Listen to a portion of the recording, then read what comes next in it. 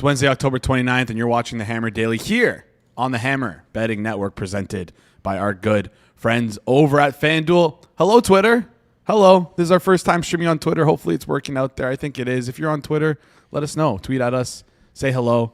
Welcome to the Hammer Daily if this is your first time watching. We got a great show for you today. I'm your host here, Jace Cooper, alongside my producer, behind the board, Jacob Gramegna. We got a great list of, is that you got the hat? I didn't even notice. You got the World Series hat. Of course. Hat. Okay. I've been wearing this on the street. Oh, wow. Well, I just completely missed it. For those who don't know, when the Jays made the World Series, Jacob made it his lifeblood and his mission to get these World Series hats, which look honestly incredible. You know, I thought it was easy to get, but I know of some people who actually went and were not able to acquire this hat. Yes. Okay, so, well, I did make it my mission. Mission successful. I'm very happy. Yeah, mission 1 is successful. Mission 2 is... Well, the next one is getting the World Champions hat. Yeah, that's mission number 2 there. Anyways, got a great show for you today. Going to run down who's on the show. If you're on Twitter, you probably already saw. If you're on YouTube and you're getting those push notifications, good job. You finally listened to me. Not many people do, but you did, and you deserve a pat on the back. Great show for us here today. Mr. Peanutbettor is joining us, leading things off. Going to talk some college football. We're going to take a step back. We're not going to talk about the games this week. We'll do that on Friday with Austin Mock. We're going to just take a look at the Power 4 conferences.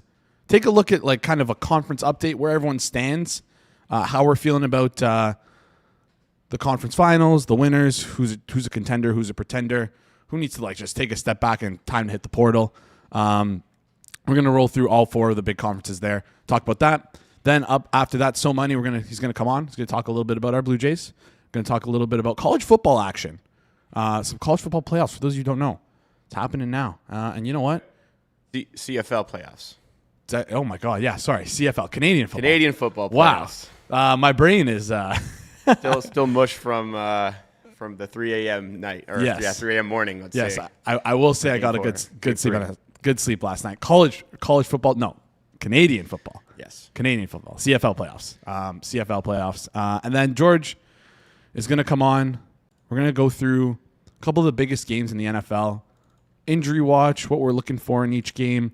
Touch on a little bit of market movement, all that sort of stuff here to kind of get you prepped and ready to go before these Wednesday injury reports come out, and how you can, like, if you have opinions on the games and you're waiting for injury news, we'll give you like kind of a preface to attack and how you might want to attack. Before we get into today's show, though, I just want to give it quickly remind you guys that since we're on Twitter now, first of all, come over to YouTube, and yeah, just a reminder, every Tuesday and Thursdays.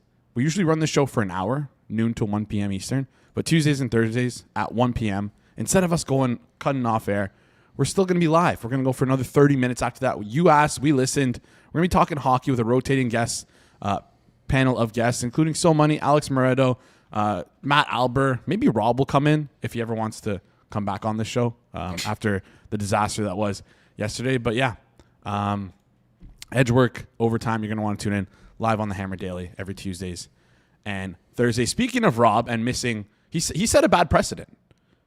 He set a really bad precedent, because now some of our guests can just wake up and be like, you know what, I'm not going to come on the show today. Like Kirk Evans did today. We were supposed to talk NBA. Luckily enough, George is here. He pivoted. We pivoted, and we're going to be able to run a good show for you. You know, we gave Flupp a lot of shit when he went to bed at 5 a.m. and woke up right before the show, but he woke up and he came on the show and still did the show. He shows up, whereas some other guys can't say the same about them. Bad luck. All right. Flupp's outdoing you. You gonna let that happen, guys? You can't let Flupp do that. Also on the Tuesday Bet Special, this is like inside Forward Progress, inside Hammer Betting Network baseball here, but like Flupp is just roasting TA. He roasted Suma. He roasted Judah. Well, he's on a heater. Hey, he got Suma and Judah already. Yeah, they were crossing on the best bets. So basically, if anybody doesn't know, on our Tuesday best bet show, TA gave out a Atlanta plus 5.5. So Flupp changed one of his bets to New England minus 5.5 to go directly at him. And he's done it for Suma, he's done it to Judah, and he's come out successful both times. So we await how this one ends out. This is also horrible because we track all our plays on that show, and yes, it's like and then we have to just juice out. We have to track both the plays and they juice out. Yes, but hey, it's good for the content. And I mean, if you like them, I mean, Flupp in this case, if TA is going to give out a bet he doesn't like, Flups is just trying to minimize the damage. It's almost like giving out a team pregame on the money line and then midway through the first quarter taking the other team just to kind of get out of it. Yeah, well, I mean, who would do that? Not certainly nobody who sells picks. Right? No one. That would just be insane. No one who sells picks and rips up their bagel before they eat it. Which is again more insight. But anyways, let's get into today's show. I know I see Mike in the background waiting, aka Mr. Peanutbettor. He's a college football bettor, college football enjoyer, regular on Circle Back, Twitter shit poster. Mike, how's it going, my friend? Good. I see you guys are doing some CFL playoffs later. Yeah. My BC Lions, I'm hoping come away with a Grey Cup victory. Big BC fan over here. Are you actually? Is this? I can't tell if this is a joke or not. Curtis Rourke and the boys? You kidding me? Oh, the Rourke family is like I don't want to say legendary in Canada, but in the CFL, they're definitely some dogs. I was rooting for I think it was last year, Nathan Rourke to maybe get some snaps in for the Jacksonville Jaguars, who I know you don't know a lot about NFL, but he was on the Jags practice squad for quite a little bit of time, but ended up being Mac Jones over him. So we love the Rourke. Yeah, I think Nathan Rourke actually is the one who plays for BC now. I got my Rourkes mixed up. That would make more sense. That's how big of a fan he is. That's how big. Hey, I'm going to be cheering for him this year. That's all I can say. I love how you live it. I love how you live in the States and you're a bigger CFL fan than NFL fan. But whatever, it's all good. We'll move past that. Today, you messaged me. You said, let's do something different today. Let's change things. Let's not go with our regular, give our opinions, flavor of the week sort of college football update here. Instead, let's take a step back. Let's do a State of the Union. How are the Power 4 conferences doing? How are we gonna do things here? So let's start with the Big 12 first. That's the first conference I want to start with. You broke up each team into, not each team, but like teams into three different categories. The conference winner, the conference contenders, and then the conference pretenders. So let's start off with the conference pretenders here. Who do you have in the Big 12 being pretenders?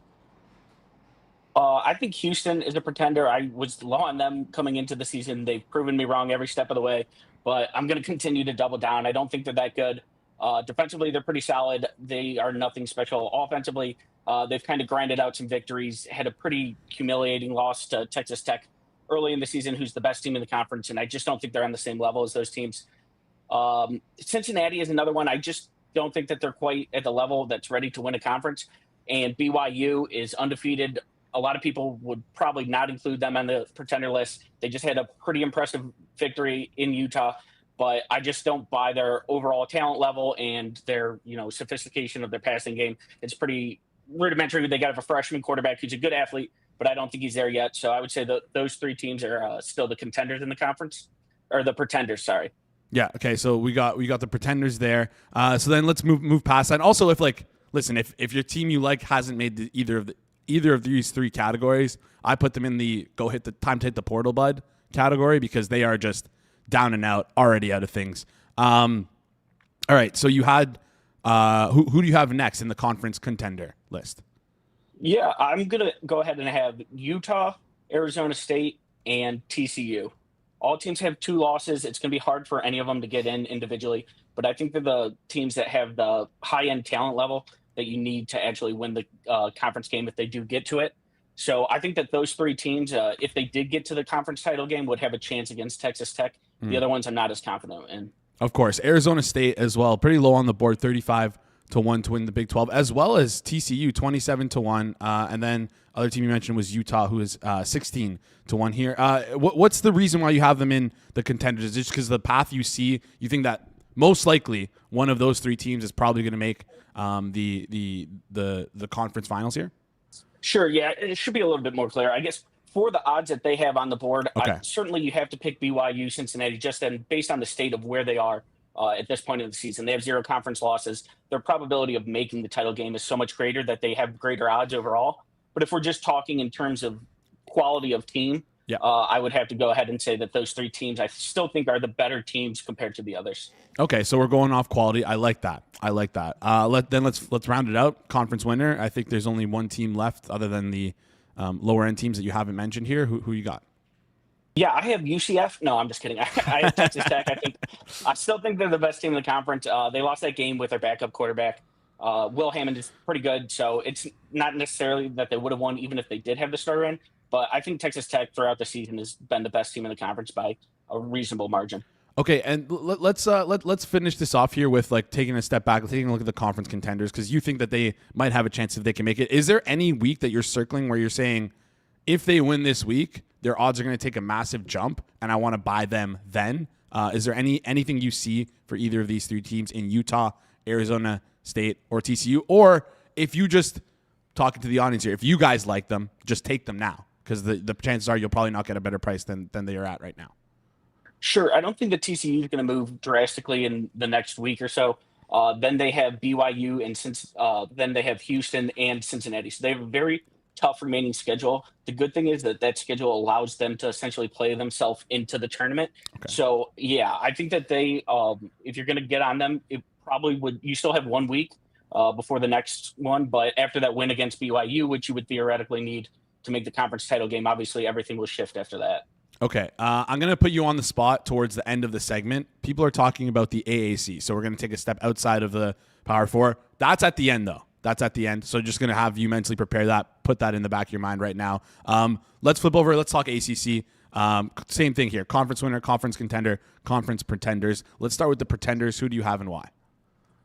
Yeah, I think at this point, Virginia and Pitt are still, I would have to consider pretenders as far as just overall team quality. Virginia's snuck out a couple wins here in the past 3 weeks. They have that win versus Florida State, which kind of put them on the national stage. They haven't looked great since then.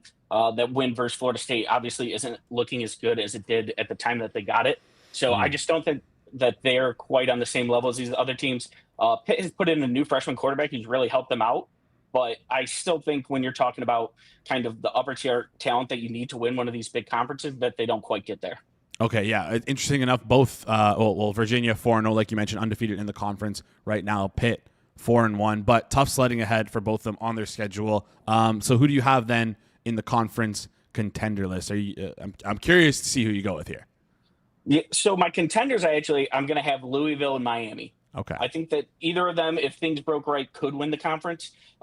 They certainly have the talent level. I think that they're the two best teams of the conference. Okay. But things from a path perspective get a little bit difficult for Miami here, just based on remaining games, and they're going to need an upset to get them into the title game. So if we're just talking contenders or best teams in the conference, I think that those two are kind of the next tier up. Okay, and then obviously to close it out, you have to have, I assume the conference winner is Georgia Tech here, who you famously came on this show 2 weeks ago and said that you think that they were going to lose. I forget who they were playing that week, but still undefeated, still rocking. Georgia Tech. I'm assuming they're your winners. Talk a little bit about them, and if you believe in them, over here, like for things to go. Seems like we just lost Mike. We'll get him back in just a second here. But yeah, funnily enough, I texted him before that show 2 weeks ago with the Georgia Tech stuff, and here we are today. Georgia Tech still undefeated. With Georgia Tech though as well, probably a lock to make the playoffs. If they're going to go undefeated though, it's going to come down to that last game against Georgia, which I think we talked about this with Corby on Monday, where I think that game's going to be a lot closer than a lot of people expect. Anyways, Mike, I think we're back. We good? It looks like you're back. Yeah, we're back. Yeah, I'm back. All good. A little bit of first-time nerves now that you're on Twitter. It seems like that's what it is. So yeah, Georgia Tech, you have the floor. Yeah, I think that they probably aren't the best team in the conference, but they are pretty clearly going to get in, at least at this point. Or I shouldn't say pretty clearly. Anybody has a chance to lose. It's college football. We've seen number 2 teams in the country lose to teams that are outside the top 50. So anybody can lose, but I think that Georgia Tech has a pretty clear path, that the probability of getting in is very high. And there's a pretty good likelihood that they actually won't have to face Miami. So if they face Miami, I wouldn't like their chances at all. I would think that would be uphill road. But whenever I sim it out, I actually have Georgia Tech as the slight favorite compared to the rest of the conference. They're still not a majority at this time. But when I ran my sim, I have them coming out ahead of everybody else in the conference as far as being the winner. All right. Makes perfect sense there. So if you had to pick just give me the conference finals for this series, or for this conference, sorry. Yeah, I don't know exactly how the tiebreakers work out between all the 3 teams that would be facing Georgia Tech. So my guess is it will be Georgia Tech in Virginia, Pitt, or Louisville. If they play Virginia or Pitt, I think they should be favored by probably a significant margin. If they played Louisville, I would have Louisville favored in that game. All right, sounds good. Sounds like your dog's barking back there. Maybe the dogs are barking here. Maybe it's not Georgia Tech then. Maybe it's not Georgia Tech. Let's flip over and talk Big Ten Conference. Contenders, pretenders, conference winner. Who do you have in the pretender tier? I only have one team in the pretender tier because I think that only one team is even worthy of being kind of mentioned with those that's up there, and that's Oregon. So Oregon is really, I think when you talk about the Big Ten, it's those three and everybody else. And Oregon, to me, has shown themselves to be just a tier below the other two. That win in Penn State doesn't look nearly as impressive. I still think they deserve a lot of credit. It's not like the team that they beat at Penn State is the team that we see now. But they got handled pretty easily at home by Indiana and, haven't looked sharp since then. So I think that Oregon is just a step below all of them. Yeah, the Big Ten really feels like it's two teams and then everyone else. So Oregon as a pretender. It's funny because we had Oregon as one of the, I don't want to say we had Oregon as one of the top 3 teams in the country, but like they were talked about for most of this college football season as one of the top teams in the country. And then they lose to Indiana and things start to trickle down a little bit more. Conference contender, who do you have here?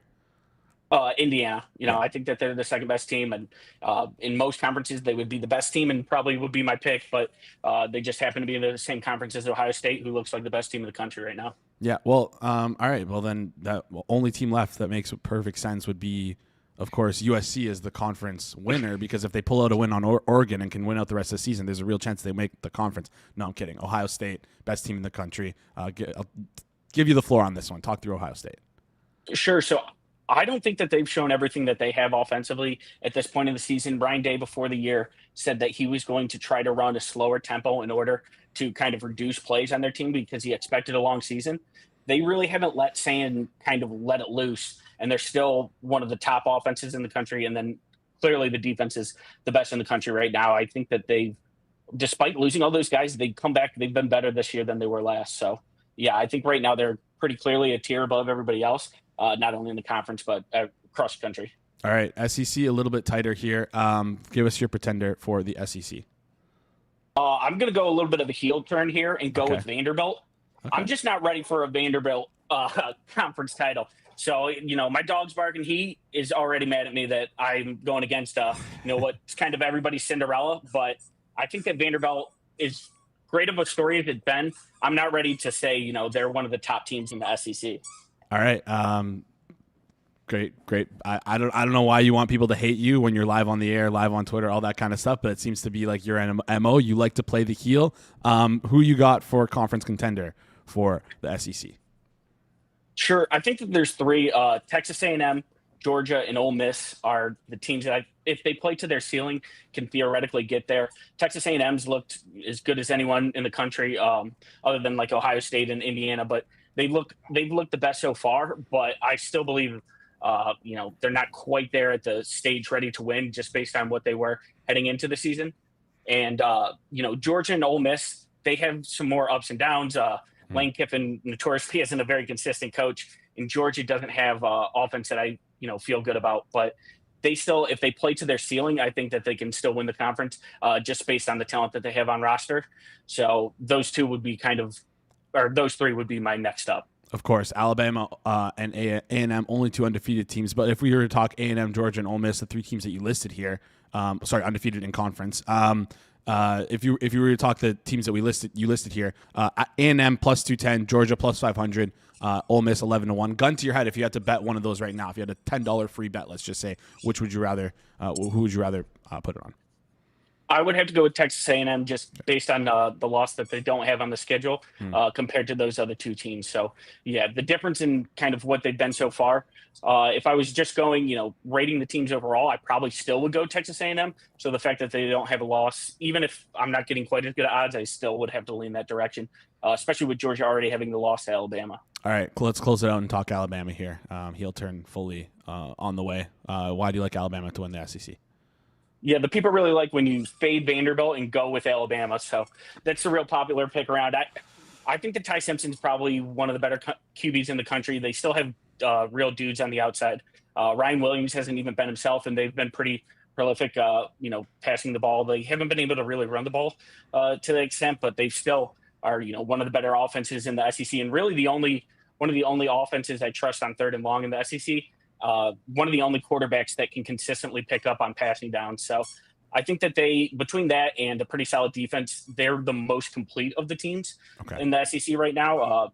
Texas A&M certainly has a case for it, but I still am going to go ahead and trust with Bama. All right, going with Bama. Crowd pleaser here. Before you head out, I told you prepare an AAC, mentally prepare for an AAC question from the chat from Holt 5630. By the way, if you're on Twitter and you want to ask some questions, we always go to questions in the chat. You're going to want to do so over on YouTube. So come over on YouTube, drop your questions in the chat. He said, could you ask if there's any bet to make in the AAC after Memphis upset USF last weekend? Thank you. So just looking at the AAC's odds right now, Tulane plus 230, South Florida plus 300, North Texas plus 350, Memphis plus 400, Navy plus 700. Any of those teams that you like here? I'm not going to give you a team because to be honest, I don't know. But I will say there probably is a great opportunity in figuring out these tiebreakers because nobody, it's really hard to get those priced in well. Yeah. So if you can find what the third and fourth tiebreaker are in different conferences, some of these smaller ones, it's unclear. They do combined record of conference opponents. I really think that there's edge there. I haven't done the work, but I suggest that somebody else should. So, all right, what a lazy answer to that question. What not surprised coming from you. I'm sure a lot of people are going to be rushing to ChatGPT to trying to figure this stuff out. But anyways, Mike, appreciate you joining the show. We'll chat soon, especially on some college football stuff. We'll see you Friday, right, Jacob? Friday on Circle Back. Yes. All right, we'll see you Friday. I hope so. Well, Rob, I don't know if you've heard, but Rob and Kirk have already set a precedent of just bailing last minute whenever they want on shows. Yeah, I saw Kirk, but it makes sense that the NBA guest is already doing load management here. He can't make it in on time. So. That's why we keep you around, Mike. Appreciate you. We'll chat soon. Yeah. All right, awesome stuff there from Mr. Peanutbettor. If you haven't seen his face already, that's what he looks like. He is not a dog. As some people, he's a dog at heart.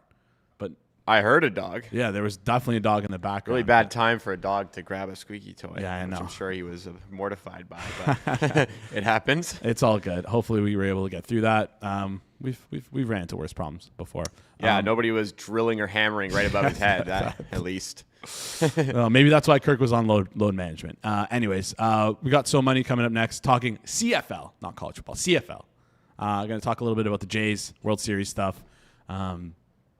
All that sort of jazz. Before we get into that, though, just want to remind you guys, hockey is back, and FanDuel's giving you a shot at boosted winnings when you make a bet on all the action on the rink, because right now all customers have a chance to score big with a 50% profit boost. Just make your pick, apply the boost, and if it hits, you'll get extra winnings at no cost. And with FanDuel, you can bet on goal scorers, assists, points, saves, and so much more. Plus, you'll get paid your winnings instantly if you're ready to play. Just visit FanDuel.com/forward progress to get in on the action. That's FanDuel.com/forward progress to get your 50% profit boost. You can score big on your next hockey bet with FanDuel, an official partner of the NHL. Please play responsibly. Must be 21 plus and present in select states. For Kansas, in affiliation with Kansas Star Casino, 19 plus and physically located in Ontario, or 18 plus and present in DC, Kentucky, or Wyoming. Opt-in required. Bonus issued as non-withdrawable profit boost token. Restrictions apply, including any token expiration and max wager amount. See terms at sportsbook.fanduel.com. Gambling problem? Call 1-800-GAMBLER. Visit rghelp.com. Call 1-888-789-7777 or visit ccpg.org/chat in Connecticut, or visit mdgamblinghelp.org in Maryland. Hope is here. Visit gamblinghelpline.org or call 1-800-327-5050 for 24/7 support in Massachusetts, or call 1-877-8-HOPE-NY or text HOPE-NY in New York. Call Connex Ontario at 1-866-531-2600 or visit connexontario.ca. All right. Up next, he's a fan favorite over here at the Hammer Daily. He is a Canucks fan, CFL originator, NHL originator, bets a lot on many different sports. Mr. So Money. You know him from the Tuesday and Thursday Edgework Overtime. How's it going, my friend? He's mute. Yeah. He's muted. Unmute yourself. There we go. It's all good. Again, it's the first time Twitter nerves. It's the first show on Twitter. People are getting nervous. They don't want to. I get it. But So Money, you're looking great as always. How's it going? I'm good, Jason. How you doing? I'm doing good. I'm excited to talk a little bit about some CFL today. Talk a little bit about our Blue Jays after a massive win. Let's start with the Blue Jays, though. Let's get an update here. How you feeling after last night? Great, absolutely great. I added more on the series bet when they were down 2-1 yesterday morning. I put some more money on. I pretty sure I got average of about plus 450 Wow. on them to win the series after game three. So I feel good. I will go on record saying that the Dodgers have won their last game of this series. Wow. All right. So we're talking about a Halloween victory in Toronto. That's going to be an interesting one because I might have to change my plans for Halloween. I don't want to go to a house party. I want to go to a bar if that's the case. I want to go out in the city. I have canceled my plans. For Really? Yeah. Wow. After yesterday, I decided I'm not going. Oh my gosh. Yeah. I'm going to have to make some big decisions here. All right. So Money, let's take a step back. Let's not talk about the Dodgers at all. If you had to pick an MVP candidate for the Blue Jays, if the Blue Jays were to win, who would be your World Series MVP right now? Oh boy, that's so tough because Guerrero's home run yesterday, Massive. I think, puts him in the lead over Alejandro Kirk. I think that I do have some Kirk Wow. as World Series MVP, but I think and I don't have any Vladdy, but I think Vladdy has a slight lead right now in that conversation. Interesting. I don't see Chris Bassett listed for odds. I know that he barely pitches, but like he was dealing yesterday, and maybe he's not going to get enough innings to make that work. But like I assume he would be like way down the board if he can string together a couple more games, maybe game 6. Could pull out a big victory. Who knows? Anyways, just wanted to pull that from you here. Any look ahead to the game today? Anything you like here? It seems like the Jays are kind of getting more money as we've seen previously. I think the number is like a little bit more shaded towards the Jays in this game than it was for game 1 for the same matchup of Snell versus Yesevich. What are your thoughts here? Yeah, there was some money that hit the Jays a little while ago. We like the Jays tonight. All right. You're smirking as if it was you. I love that stuff. We love the Jays tonight. Perfect. All right, let's flip over. Let's talk CFL. Semifinals start this week. Blue Bombers are taking on the Alouettes in the East. Anything you like in this game here? Break it down for us. Yeah, I do. I think that we have to be careful when we look at the Alouette season as a whole because they have they did go through a stretch with a lot of injuries. Winnipeg was 2-0 against them this year, but let's keep in mind that those 2 wins were without Davis Alexander at quarterback for Montreal. Obviously, he changes the whole dynamic of that offense. So I think that we need to. This is going to be a different Montreal team. Elite pass defense. I don't think that Caleros is going to be able to get the ball downfield as much as he would like.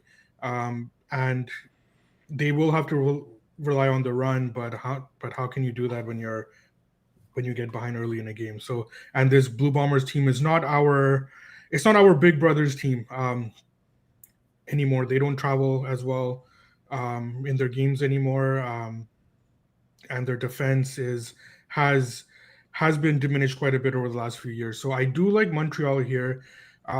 I do think that the 6 is fair right now, so nothing on the side for me. But I have bet a little bit on the under, and I'll be adding more at the under 49.5. I do think that Montreal is going to be able to neutralize Winnipeg quite a bit, and Montreal does also have the ability to grind out the clock as well. So early lead for Montreal, and then they probably choke this game out. So I do like the under in this game. All right, under 49.5. So Money says it's a go. Game's at Saturday, 2 p.m. Eastern time if you want to catch it live. Calgary Stampeders up next against the BC Lions. Mr. Peanutbettor's BC Lions. Lions, pretty heavy favorites here. -4.5, juiced -122 on the spread. Total 53.5. Anything you like in the game here? Oh, tons of storylines in this game. We have Vernon Adams coming back to BC Place against a BC team that has really caught fire. Especially on the defensive side of the ball. I think that if you look at kind of similar to looking at Montreal's offensive numbers as a whole, you have to be careful looking at BC's defensive numbers as a whole because they've changed their defensive philosophy the last 4 or 5 weeks now, and you're really starting to see that in their games. They have a lead pass rush. This game is going to come down to if Vernon Adams is able to get the ball out of his hands quickly. If he's hanging on to it, he's going to be a sitting duck for that pass rush. I think that Calgary's O line needs some improvement. Although I will say that they do have a elite running back there who did lead the league in rushing. So if Calgary can run the ball against the teeth of the pass rush, I think they'll be okay.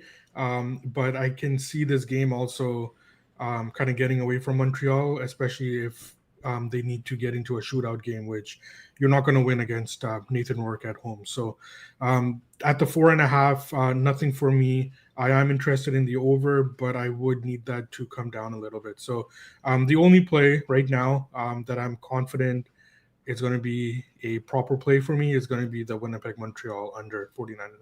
All right, Winnipeg Montreal under 49.5, like we talked about a little bit while ago. Let's take a step back and let's take a look at how these how Winnipeg, Montreal, Calgary, and British Columbia would match up against the Rough Riders and the Tiger Cats.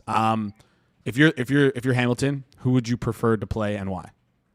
If I'm Hamilton, I would prefer to play Winnipeg. Okay. I think that Montreal is going to give them a lot of problems. Hamilton as a whole, I think that I don't want to say they're actually. You know what? I do want to say that I think they're fraudulent. Okay. I think that they got off to a good start against. Sorry about that. They got off to a good start against some teams that were not that great.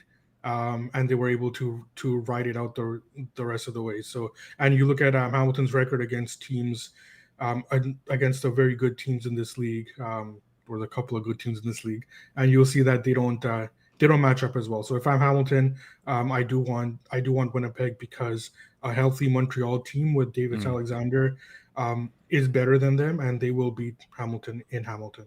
All right, let's look at Calgary and British Columbia then and ask the same question here. If you are the Rough Riders, who would you rather play, BC Lions or the Stampeders?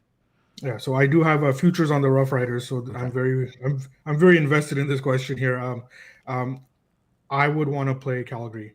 BC scares me. I mentioned their pass rush and how they've kind of caught fire the last few weeks here. That's in the CFL, you just have to catch fire for a couple of weeks. Actually, probably similar in the NFL as well. You just need to catch fire and play your game for the last few weeks of the season, and once you get in, anything can happen. So, if I'm Saskatchewan, BC does scare me a bit, but I would prefer to play Calgary. All right, Len. I know you have futures on the Stampeders, probably at a different number, currently plus 190 right now to win the Grey Cup. Do you have a pick at current odds to win the Grey Cup, or are you just holding on to your Rough Riders futures and hoping we can get there for you? Not at the current odds. I would like to see a little bit better on Montreal. Like I said, I'm coming in high on them. I think that they will be coming out of the East. The problem is that once you get to this this phase, like you see Montreal at plus 340. So for Montreal to win 3 games, you can actually roll that over instead of betting the plus 340 right now. So that's where the futures market becomes really tough at this point with 6 teams making the playoffs, and you have the buys in there as well. So I do like Montreal. There'll be a dog in Hamilton, assuming that they get by Winnipeg. So I think if you roll that over, it'll be more beneficial than taking the plus 340 right now. All right, Solomon, are you going to go watch the BC Lions play live on Saturday here? Did you get tickets, or are you not? You're not going to do that? I haven't decided yet. Saturdays are a little bit tough with my son's hockey. Of course, we usually have on Saturdays we have afternoon games, so it's going to get tough navigating that. But if the game is earlier, then the hockey game is earlier, then I'll be going for sure. But we'll see. All right, sounds good. Good stuff here. Leafs, Blue Jackets, only game tonight in the NHL. I'm going to put you on the spot here. Anything you like in this game? I've sort of been, hasn't really worked out, but I've been kind of fading the Leafs after Blue Jays wins. I know that sounds kind of crazy, but like if you faded them on the Monday after the ALCS win, the Tuesday after the ALCS went on Monday. That was the sleepiest I've ever seen this Leafs team look in a very long time. You could tell that the wind hit them a little bit harder.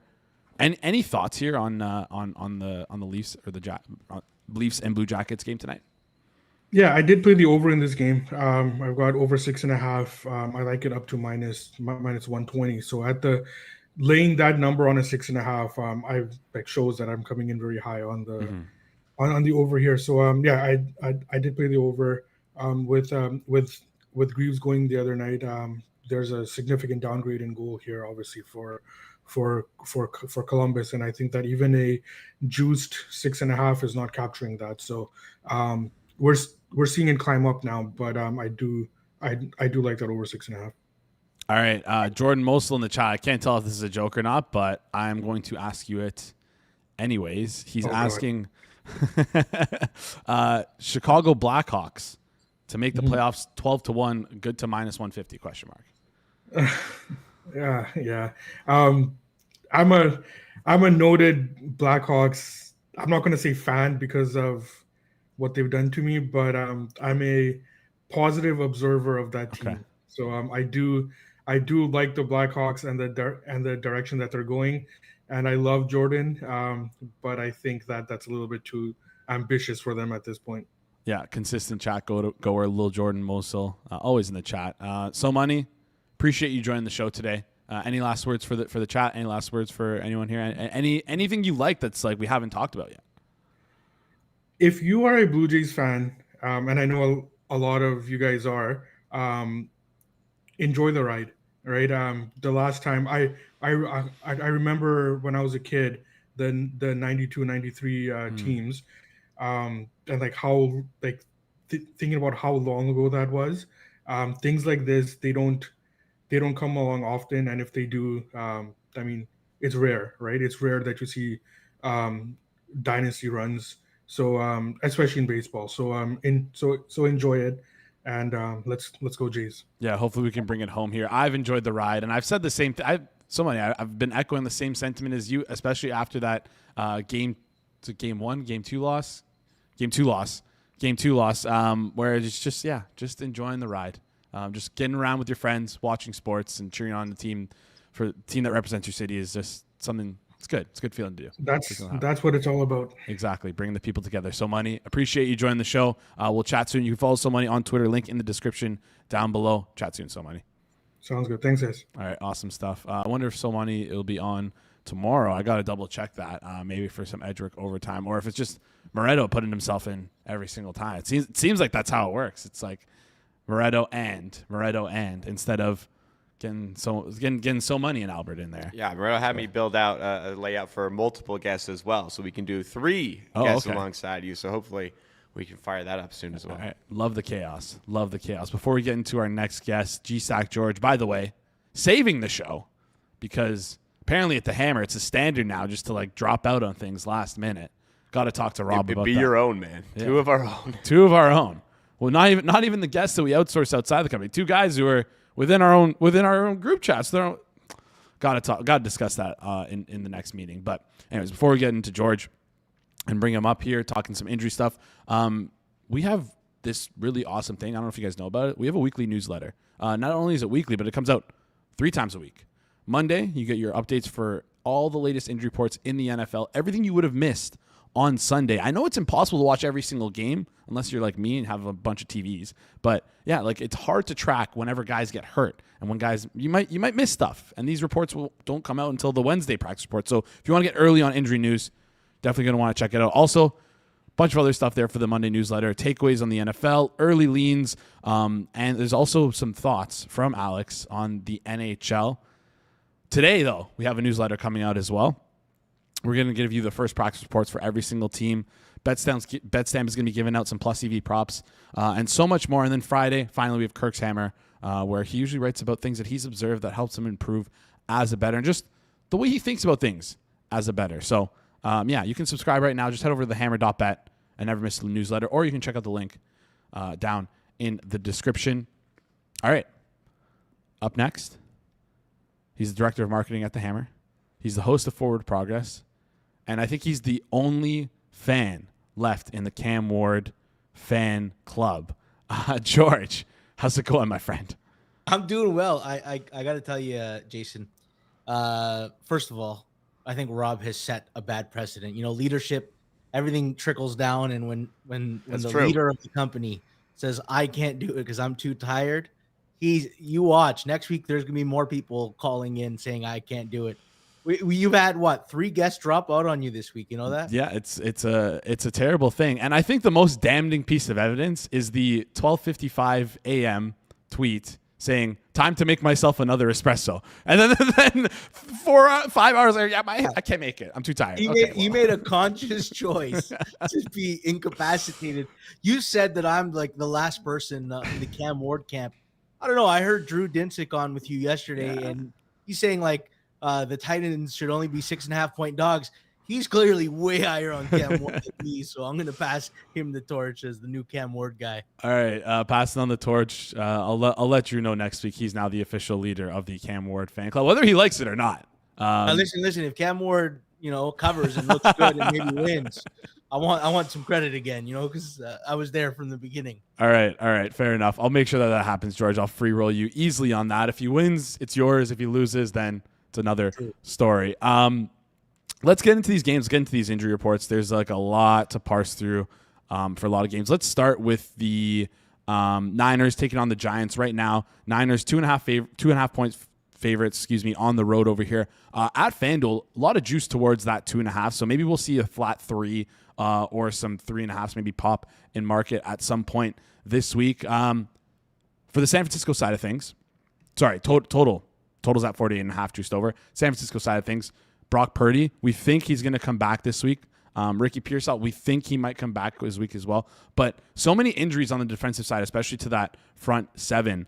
San Francisco's been working their way through injuries all season. It feels like they're finally might be coming around, getting a little bit healthier. On the other side of the ball, New York Giants, Scadaboo, season over, unfortunate. We also saw Cordell Flott leave the game. Little bit of a cluster injury here in the secondary. Break down these injuries for us here in terms of San Fran and New York. So as an injury guy, I keep a list of all the injuries, and in the beginning of the season, it's good. And now that we're getting halfway through, San Fran has pushed me into, in the Excel, once you get past Z, you get into the AAs and the ABs and the ACs. San Fran has pushed me into way other territory here. This is how the season goes. You get to midpoint season, some teams are ravaged by injuries. San Fran has been brutal. Obviously, we know the offensive injuries they're going through right now. Brock Purdy, I do expect to be back. He was practicing in limited fashion last week. I'm not as optimistic on Pearsall. I know some people have said that they expect him back, but all DNPs last week, I'm still not sure that he's going to be back. The truth is, it's all the D-line clusters, and they made a trade for Keon White last night because, Bryce Huff didn't practice last week, was out. Yatura Gross-Matos in the game, Jordan Elliott, Alfred Collins, a bunch of people got beat up. The truth is, though, we know the San Fran injuries are there, and that's probably why there was pure over money. On the Sunday reset, it was 46.5 minus 120 for the over, and now it's obviously 48.5, mostly in market, some 49s. But the truth is, the Giants already cannot stop the run. 32nd in defensive rush EPA. If they're going to be without Paulson Adebo, who didn't practice last week, and Javon Howland, who also didn't practice last week, although they tagged him doubtful, which makes me think there's a chance for him potentially this week with practicing. Cordell Flott, concussion, we don't know, right? Concussion is just about clearing the protocol, so that's always a 50-50 guess. All that being said, that there's no doubt why the numbers have been going all over here. San Fran, probably one of the worst defensive teams right now with all their injuries. They generate the least amount of pressure in the league. Only 10% of opposing teams' passing plays get pressured by the San Fran defense. I do think, though, with a Brock Purdy clearance, we could see 3 minus 110 again. All right, 3 minus 110 potentially popping, which was up available at open. I think it was a 3 minus 106, came down to 2.5. Maybe it goes back to that 3. I feel like it will with this Brock Purdy news because also Mac Jones has been banged up for games as well. So it's not like he's had a clean bill of health as well. My question to you is on the New York Giants side of things. Do you think, I know a lot of people are in the camp that running backs don't matter. I think there's sort of a gray area where they kind of do. I'm not saying he's an engine to their offense, but I think a lot of people don't appreciate or didn't value Cam Scadaboo as good of a runner as he is because he doesn't have that breakaway speed, but he's just kind of like a tenacious down-to-down runner that can kind of wear down people. Maybe this is just like a narrative thing. Do you think this Giants offense is going to be negatively affected, and if so, how much by the loss of Cam Scadaboo? Where I think it might affect them more is in like the goal line, where some of the short yardage situations where having a guy that's difficult to tackle is a good thing. I don't know that. Like, I don't know. I think Tyrone Tracy and Devin Singletary will probably run it just as good. Okay. So I didn't downgrade the Giants with the Cam Scadaboo injury. He was more of a fun player than I think was just a great player. Okay, maybe I'm overplaying it a bit here because he's like kind of working like five feet away from me. But anyways, let's flip over and talk Minnesota and Detroit Lions. Detroit heavy favorites here, 9.5 points over at FanDuel, total at 48.5, where I think we saw like a little bit of over money come in on this game. Detroit returning from bye, cluster injury in the secondary. Seems like they're getting better. They might finally have a clean bill of health this year. Minnesota all over the place. JJ McCarthy, Carson Wentz. Carson Wentz is out this week. Wonder if JJ McCarthy is for sure going to come back and play. Offensive line injuries. Brian O'Neill working his way back. Darisaw left the game this past week. Van Ginkel, Okuda, just tons of injuries all over the place. What do you got here for us? Yeah, so first of all, Wentz done for the season, so it's the JJ McCarthy show from here on out. I don't know. We have 2 games of seeing him, and he's probably looked bad for like 6 quarters of those 8 quarters. Brian O'Neill, all DNPs last week, but it was a short week. I have some optimism that he could be back. Darisaw was on a snap count, but then he left the game for good, so that tells me he just didn't hold up well. Van Ginkel, I've expected this guy to play for 2 weeks now. He's been like limited practicing, but he just keeps getting ruled out. As far as the Lions go, I think they're getting most of the secondary back. Terry and Arnold was practicing before the bye, which leads me to believe he's back this week. Avonte Maddox practiced yesterday. It's not technically the first day of the practice report, which is today. So we'll see what his status is. Kirby Joseph, though, Dan Campbell says he's got some improving. He's been improving, but he's a ways to go. So I'm not optimistic about it. I think the most interesting aspect of the market, it opened 9.5. A certain hitman released Minnesota again. This guy loves his team. Brought it back down to 7.5, 8, and then there was buyback on Detroit again. Okay. And the market sits back to where it started, 8.5, 9s. I'll be honest with you. I also am showing a number that I should bet Minnesota, but I have zero confidence in my number just because I don't know what JJ McCarthy is. This game can go one of 2 ways. Minnesota could play the game tight and it could be a battle, or I think there's potential for Detroit to beat the brakes off them. The biggest thing for me is Minnesota. We all know they blitz at the highest rate, 42% of their plays they're blitzing, and Jared Goff has killed the blitz this year. 500 yards passing, 4 touchdowns, no picks. He's got 2.1 yards per attempt higher when he's being blitzed this year. So he's really solved the blitz, and even the last couple of years, he's actually beaten up this Minnesota defense. So it's gonna be an interesting matchup. All right, going to be an interesting one to watch. My question here is, you got to assume JJ McCarthy starts, but like if he really is as hurt as everyone has assumed he's been, or has as hurt as everyone says that he's been, because a lot of people are questioning if the whole thing was like a soft benching or like a soft let's get him back. Like if you had to put a percentage on it, Max Brosmer starting this game, what would you put it at? 0, 10, 15? Not in consideration. 0%. Yeah, I'm like 95% at JJ McCarthy starting, and I don't think it was a soft benching. Okay, I think there was just enough where they're like, why risk the future for one single game? I especially when they had 10 games since the last game. I think that was this is the last chance to get a full rest in with this guy. Yeah, I'm just going to adjust my tinfoil hat here. This is kind of perfect timing with the Carson Wentz injury as well. You know, the term soft benching was out of control last week. Every quarterback that was injured was soft bench, according to Twitter. It was unreal. Well, let's flip over and talk about the next game with another potential soft benching in Michael Penix Jr. We're talking about the Atlanta Falcons taking on the New England Patriots. New England Patriots, I mean, from what I saw, clean bill of health here. Right now, spread 5.5 for New England. Kind of shot up from 3, 4, 4.5, 5.5. I think this was like a look ahead of like 2.5, which don't put a lot of stock into look ahead numbers, but there's like a little bit of weight there, and it's like, wow, like a lot of respect for this New England team and market, and deservedly so. They look really good. Yeah, like I mentioned, though, New England clean bill of health here. Atlanta's dealing with Michael Penix potentially being hurt. Drake London with like a surprise injury pop up on the Saturday. Who knows how healthy he's going to be. Jalen Walker as well as Jesse Bates. Talk us through this injury here. All right, so Penix is going to be practicing today. He was limited practice last week. I expect him to be back. So Drake London popped up on Saturday, and you never know with an injury popping up on Saturday, but they wanted to test it out Sunday morning, which right away the flag is, okay, there was a chance he could play last week, which tells me unless he has a further setback, we're going to get Drake London in this game. Jalen Walker, probably not. Billy Bowman as well. 3 times DNPs for both of them last week. Jesse Bates left, and he didn't return back to the sideline.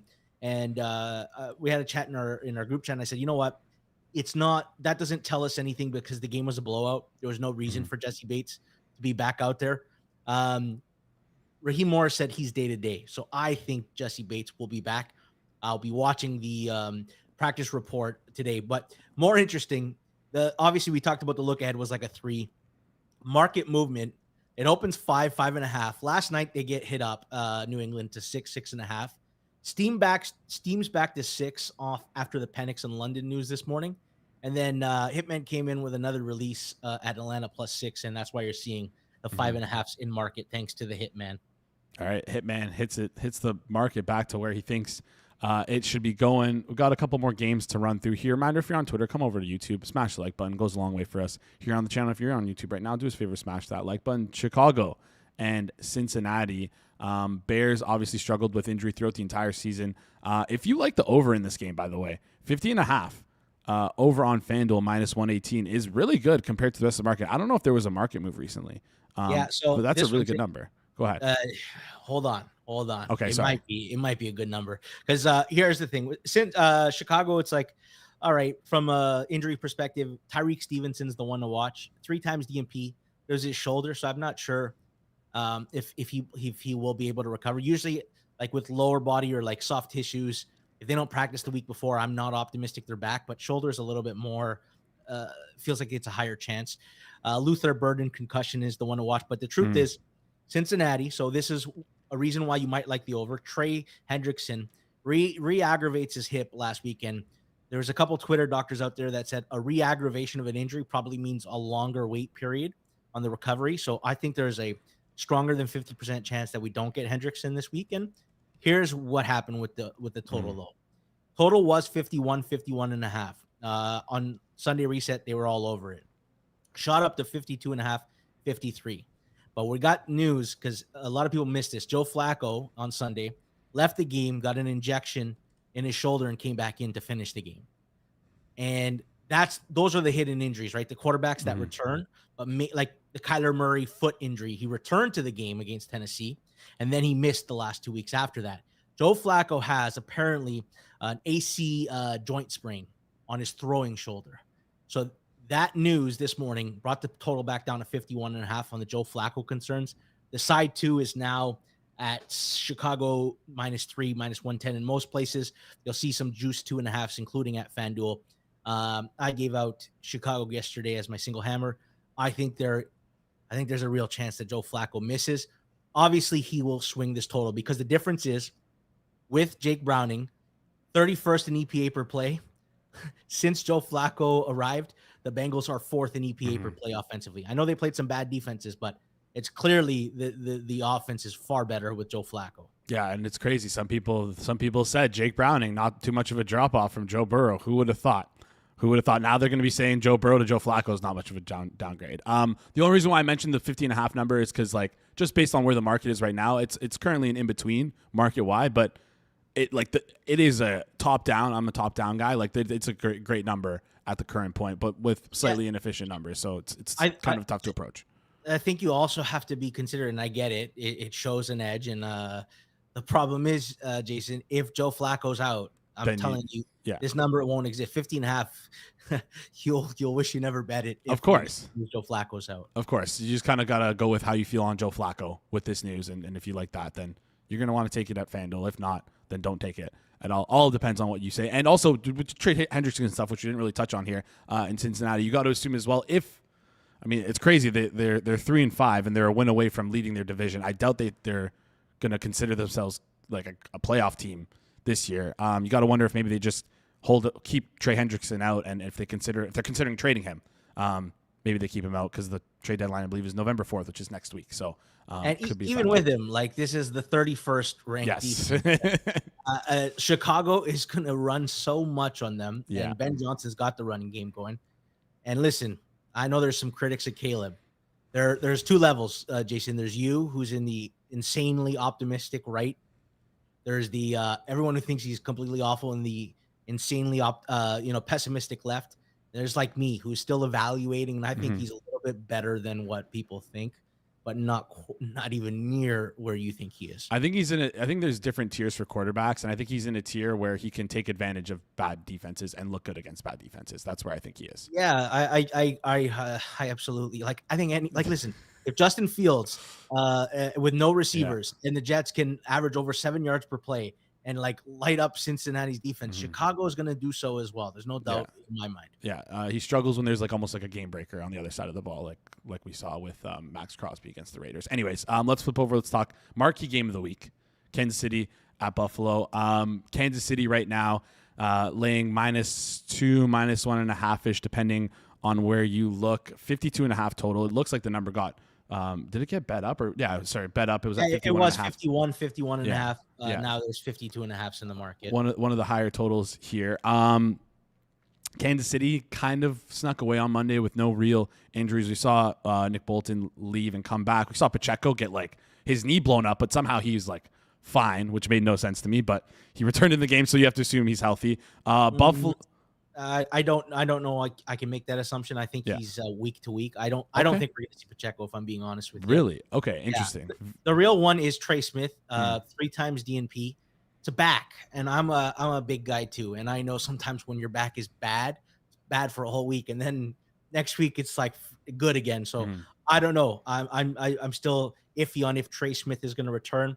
For the Bills, they lost Ed Oliver, like he's on the IR. Daquan Jones 3 times DNP, like their interior D-line is in shambles. They are supposed to get Matt Milano and Terrell Bernard back. But the problem is first game back, both of them from injury. I don't know that's a good recipe for success. The truth is both of these offenses obviously are very good. I don't want to, I don't need to give you any stats to back that up. We all know how good Josh Allen and Patrick Mahomes is. I think the difference in this game is Kansas City is the 9th best defense in defensive EPA. Now Buffalo's is 13th, but it's misleading when you actually like weight it for schedule. KC's the 9th best defense according to DVOA, and Buffalo's 20th. So I think there's a clear divide between these two teams, and that's probably why Kansas City is a deserved favorite, even though they're in Buffalo. Yeah, I think it's a case to be made that Kansas City.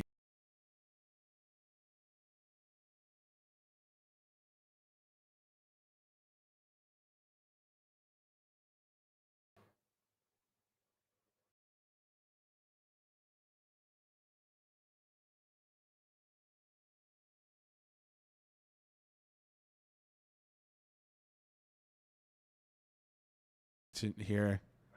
All right, we're good. We're back. Yeah. George, can you hear us? All right. Yeah, we're back. Yeah, we're good. Sorry, I had a little bit of a tech error there. Our board shut down and restarted. That happens. That happens. All right. What were we talking about? Kansas City, as I said that they're the best team in the league right now. Do you think that's fair to say? Yeah, I think Detroit's very close, but yes, I think Kansas City is the best team in football. All right, let's close it out. Last game we have on the board here that we want to talk about is the Seattle and Washington game. Seattle coming off a bye week, cluster injury at cornerback coming into the bye week for them. And then Washington, a lot of question marks there from that Monday Night Football game. We saw Tunsil leave, but I'm wondering maybe if that was because the game was kind of already out of hand. He left, came back, then left again. We also saw McLaurin kind of he could be a similar scenario here where the game was so out of hand, but he was listed as questionable to return in the game with his hamstring issue. We also knew he was kind of on a snap count, or it seemed like he was on a snap count based on how he was being deployed. Then, of course, Jane Daniels. So give us a breakdown of this injury stuff here. Seattle right now, sorry, I forgot to do this, -3.5 on the road, -3.5-ish on the road. Totals at 46.5, juice towards the over. Yeah. So what's interesting about this game is it was at 3.5 after the Monday game. And then we get the bombshell news that Jaden Daniels will be practicing today. We'll see in what capacity. He was a 3-time DNP with a hamstring, and he was also ruled out very early in the week. Like he was ruled out on like the Tuesday. So I'm not exactly sure that he's back. I don't know that they're going to rush him back. The market is pricing it closer to he is back. And again, I don't think I'm in line with that way of thinking. Tunsil hamstring injury. I don't know that he didn't come back in because it was a blowout. I think genuinely he might be injured, and he's going to be definitely one to watch this week. Seattle probably, like Derek Hall's probably the biggest question mark, 3 times DNP with an oblique, but he's coming off a bye, so I don't know what to make of it. Witherspoon practiced in full. Julian Love was limited 2 weeks ago, so I think they'll both be back. The market on the Jaden Daniels news went to -3, -110. The total also shot from 46 to 47. I like Seattle, and I'm looking forward to see what happens with Jaden Daniels so I can make a better judgment call based on the practice reports today.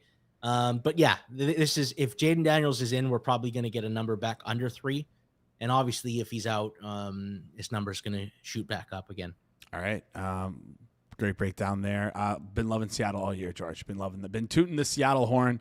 I finally come around. I finally, the one thing that stood out to me is Jason. They're number 1 defensively against the run and defensive rush EPA. But here's the thing: Seattle generates the 5th most pressures in the league, and they blitz the 3rd fewest in the league. So they're getting a 4-man pass rush and dropping everybody back into coverage. So it's clogging up throwing lanes. I'm finally on board. Like I was against Seattle 2 weeks ago in the Houston game because I figured that we'd get a bad Sam Darnold game, which we did. Sam Darnold looked bad again, and that's because that's how good the Houston defense is. I wasn't all the way around on how good Seattle's defense is, and all right, I'm not going to fight it anymore. Yeah, like I talked about with Caleb Williams as well. There's like tiers of quarterbacks to me. Like some quarterbacks just know and have the ability of like, hey, I'll just give my best player the ball, let him play make for me, and my offense will be fine. And that's all Sam Darnold's been doing this year with JSN. I think JSN has like almost 50% of his yards. I'm pulling that number out of the back of my head, but like pretty sure it's higher than that. Because I was looking at this was before this week, but JSN had more receiving yards than Justin Fields had passing yards on the season, which was pretty crazy to think about. He's been absolutely incredible, JSN, this year. That wraps up today's segment on the injury stuff. What's the number one thing you're looking for from the practice reports today? I am looking for the Jaden Daniels, and I am looking for the Giants secondary because I'm pretty levered up on the San Fran game.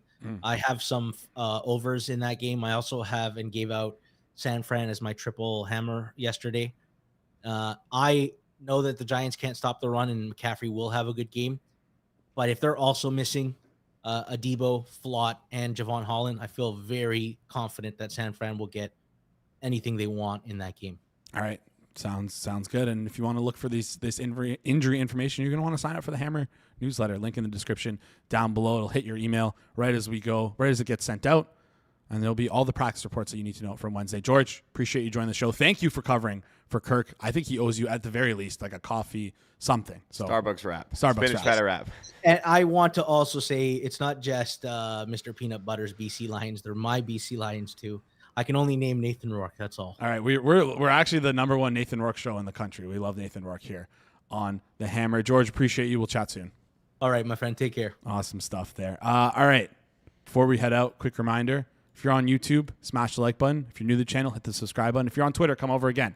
Smash the like button, hit the subscribe button, because YouTube likes the clicks. Click, click, click, click, click. YouTube likes the clicks. Click, click, click, click, click.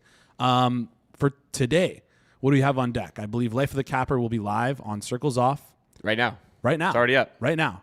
So after we're done the show, go ahead, check it out. I'll put the link in chat for you guys right now, but I asked the catalog of pro bettors what is something they believe in the industry that others do not. So some hot takes available, I'd say, from the Life of a Capper that is up now on the Circles Off channel. Link in chat to watch the specific video. Go to the link in the description to go to the channel. Been a solid series so far. Been enjoying it. Excited for the hot takes. Always love a spicy take. Also tomorrow on the Hammer Betting Network, we got not hit the books. We have our Forward Progress Best Bet show Thursday with Rob, Suma, and Austin. We also have our Thursday Night Football watch along with myself, George, and Alex.